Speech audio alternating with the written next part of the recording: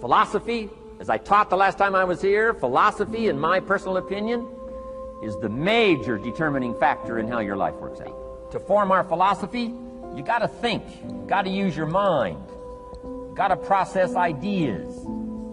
And this whole process over a lifetime, starting way back here when we were children, schools that we've attended, our parents, our experiences, all this stuff that we've processed by the thinking process helps to develop our philosophy. And in my opinion, each person's personal philosophy is the major factor in how your life works out. Here's what I called it in that last presentation when I was here. It's called the set of the sail.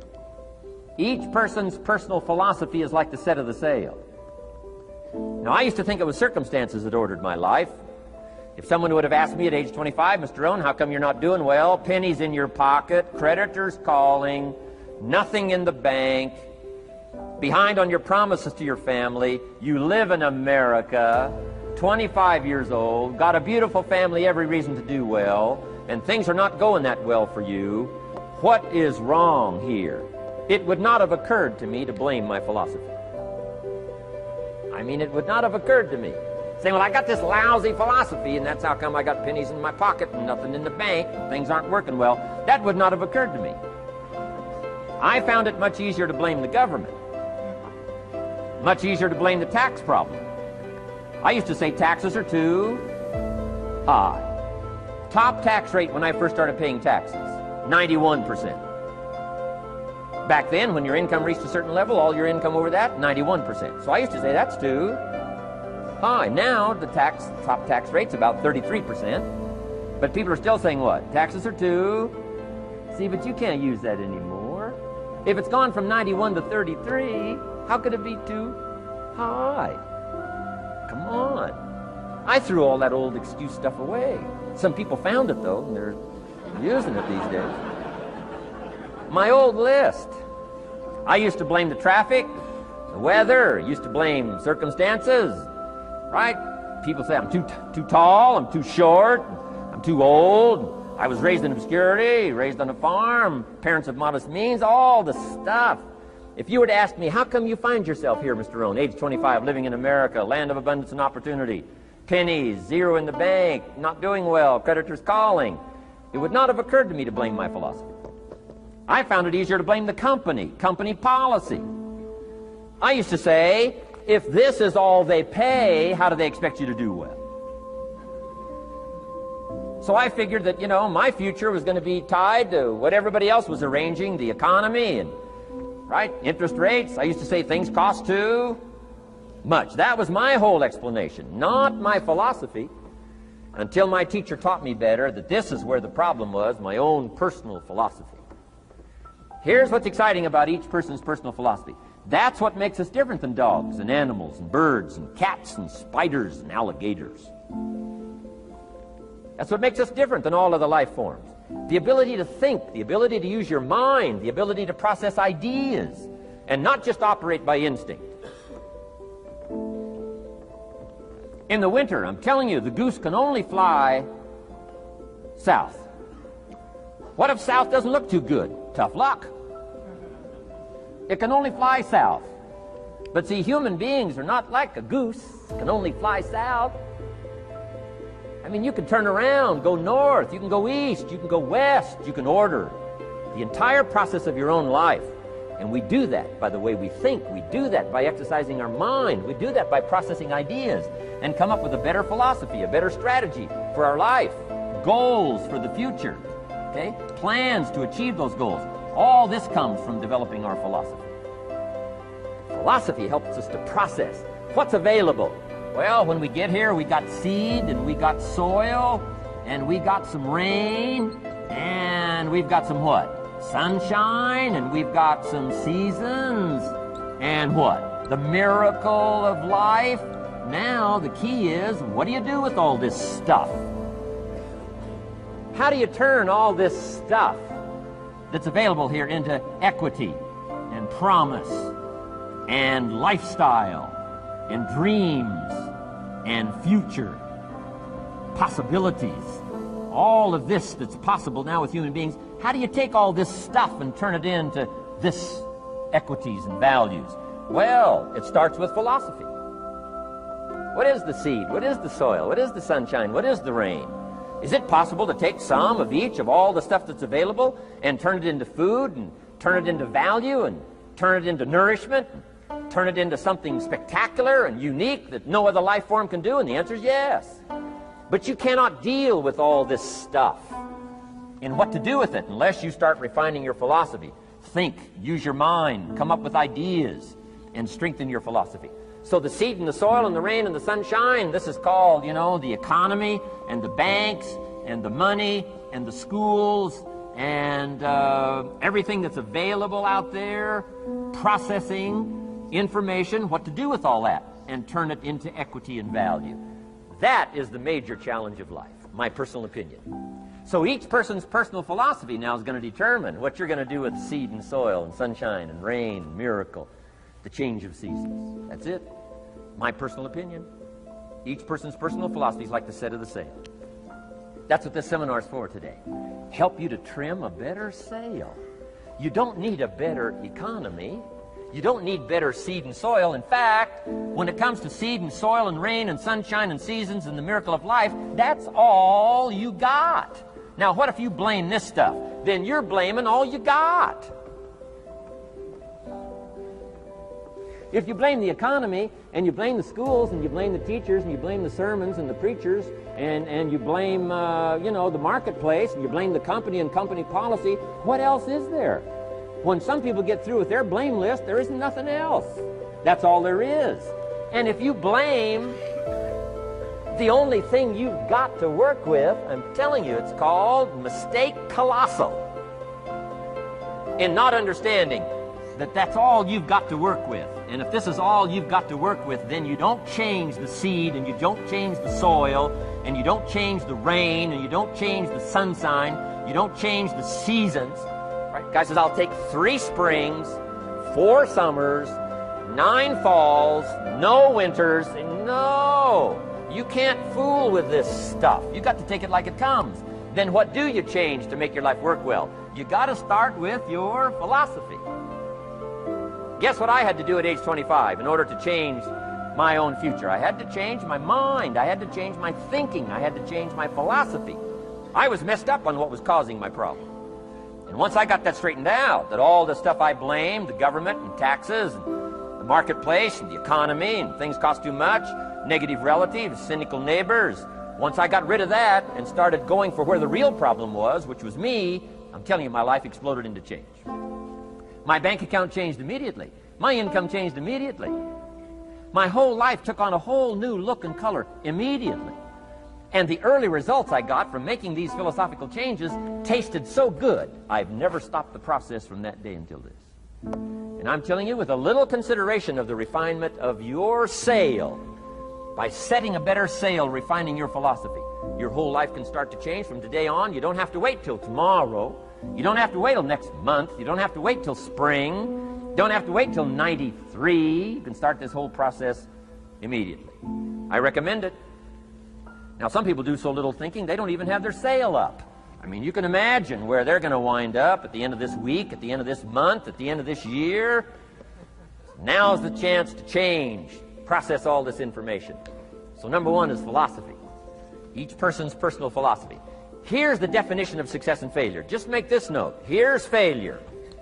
A few errors in judgment.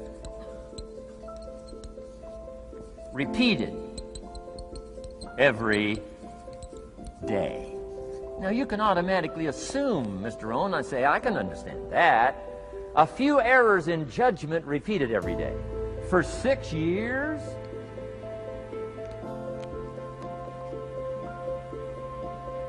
I'm with my father. I think I told this story the last time I was here. My father, 88 years old, he's never been ill, still hasn't retired.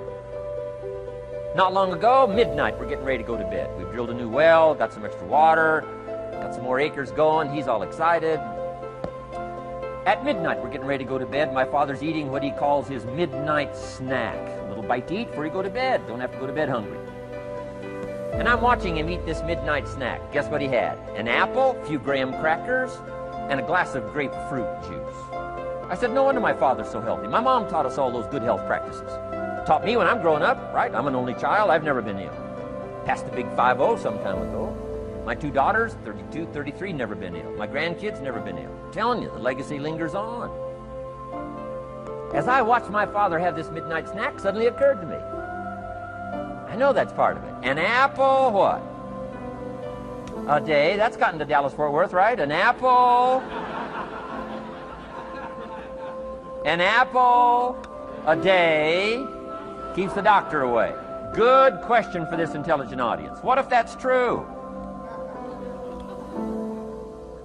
You say, well, Mr. Rohn, if that's true, that would be easy to do. Then what's the problem? It's easy not to do. It's easy not to adopt it as your own personal philosophy. Or the guy messed up the saying. Guy says a Hershey bar a day. Say, no. No. You've been watching too much television. It is not Hershey bar. You got to be smarter in philosophy than to fall for the Hershey bar a day when it's an apple a day. You got to be smarter than that. And if you make that kind of an error in judgment every day for 6 years, I'm telling you, it'll accumulate into disaster. Sometimes the first year you say, well, you know, I'm so healthy now, what difference is it going to make? You got to be smarter than that. Just because disaster doesn't fall on us at the end of the first day doesn't mean disaster isn't coming.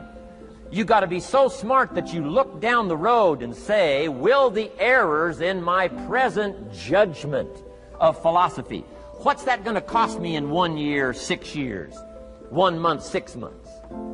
I'm telling you, the money cost and the health cost and the success cost is too gigantic if you'll look down the road a little ways and say, are there errors in my current judgment like an apple versus a Hershey bar? Is that just a good illustration of some of the rest of my errors in judgment? If it is, that's where I found myself at age 25. I started working when I was 19. I met my teacher who helped turn my life around when I was 25. That's 6 years. At the end of the first 6 years of my economic life, I've got pennies in my pocket. I've got nothing in the bank. The creditors are calling saying, hey, you told us the check was in the mail. I'm embarrassed. I'm behind on my promises. I live in America. I'm 25-year-old American male. I got a nice family, every reason to do well. And I'm messed up. Now, what's messed up? I used to think it was the community that was messed up, and the country was messed up, and the government was messed up. If those Democrats ever get in the White House, that'll really mess things up. If the Republicans stay in power, that'll really mess things up. The economy was messed up. Interest rates are messed up. I thought all this stuff was messed up. Then I found out that's not what was messed up.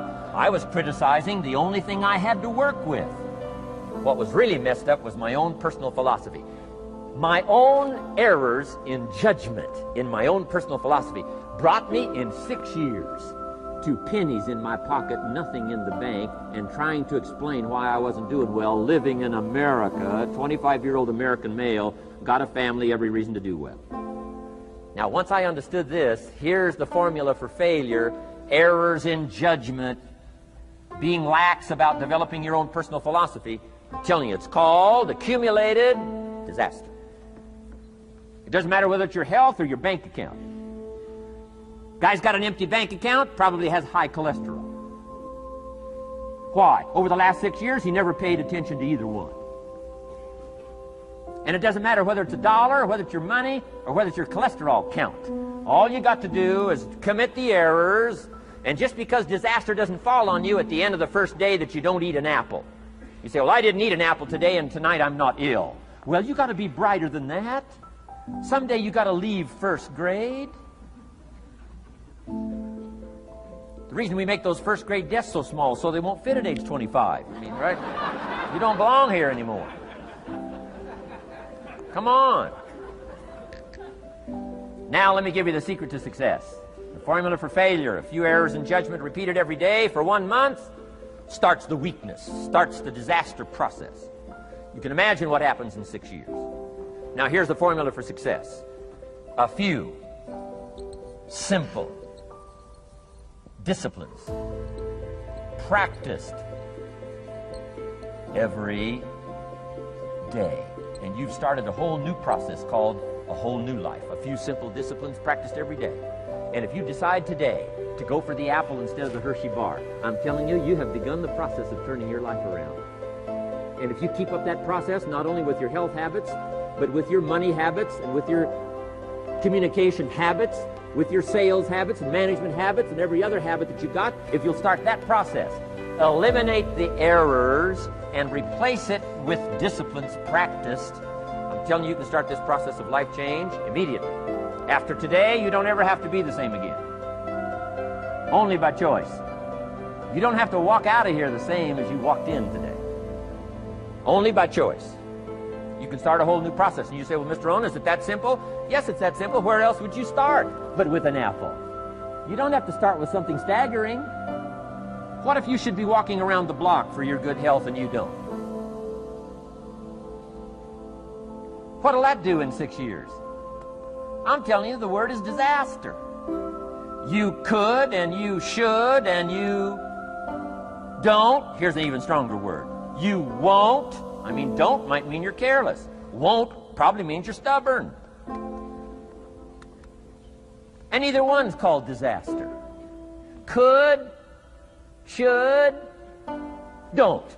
I'm telling you, that's why at the end of 6 years, I found myself with pennies in my pocket, nothing in the bank, creditors calling. Could, should, won't. Could, should, don't is called disaster. Now, how do you change all that? The next 6 years, I got rich. The next 6 years, I became a millionaire. By the time I'm 31, I'm a millionaire. How about that? You say, well, Mr. Rohn, what happened? Well, strangely enough, during that second 6 years of my economic life, the government was about the same. I'm telling you, taxes were about the same. My negative relatives were the same. I'm telling you, the economy was about the same, and prices were about the same, and everything else was about the same. Circumstances were about the same. Then how come I got rich? How come I totally changed my life? I was not the same. Somebody says, well, what did you go to work on to do all that? I started with my philosophy. I started amending my errors by doing some better thinking, changing my mind, coming up with ideas that I didn't have before I met my teacher. And once that whole process started for me, I'm telling you, I changed my whole life. Within a 6-year period, I was never the same. And I've kept up that process all these years. One of the reasons why I'm here is to continue my craft. I don't want the day to come someday somebody says, you should have heard Jim Rohn 10 years ago when he was really terrific. Guess what I want people to say? I heard him 10 years ago, but you should hear him now. I'm telling you, the man works on his craft. I'm telling you, the man's done some extra reading. I'm telling you, the man doesn't miss a trick. I'm telling you, he's worked hard on himself. That's why he's able to deliver like he does. The same thing can happen for you as a teenager. It can happen to you as a mother, as a father, as a business person, as a salesperson, running a business. Doesn't matter. Management, wherever you find yourself. This is the process called personal change. And what I say to start with is start with your own philosophy. Your philosophy is going to determine whether or not you go for the disciplines or continue the errors that's called potential disaster. And everybody has it within their power. What was so happy for me to find out at age 25, Mr. Shove said, Mr. Rohn, you don't have to change countries.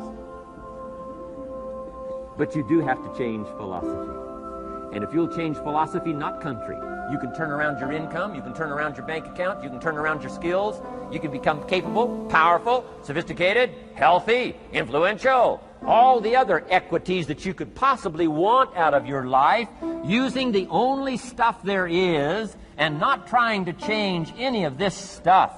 Appreciate all of this stuff with all of its ups and downs, with all of its mystery of why it works and sometimes it doesn't work. Don't challenge this. You don't have to ask for another planet. You don't have to ask for another country. Just ask for another book. Ask for another seminar. Ask for another idea. And you can start this whole process of personal life change.